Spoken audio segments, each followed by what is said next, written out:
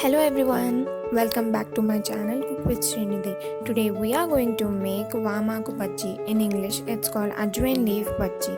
Ajwain leaves are said to have a number of health benefits including remedying stomach problems and also for improving digestion, and also it has a great taste. So let's get into the process. Pluck some fresh leaves and wash them thoroughly.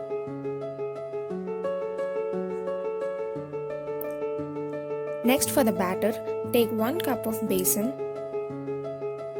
2 spoons of rice flour, salt for taste, mirchi powder,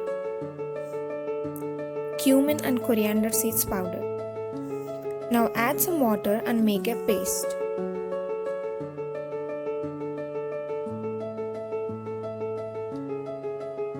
Next, heat some oil in a pan. Also, add a spoon of hot oil into the batter. Next, dip the leaves in the batter.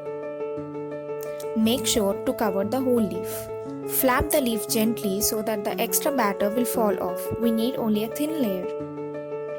Next, deep fry until it turns golden brown in color.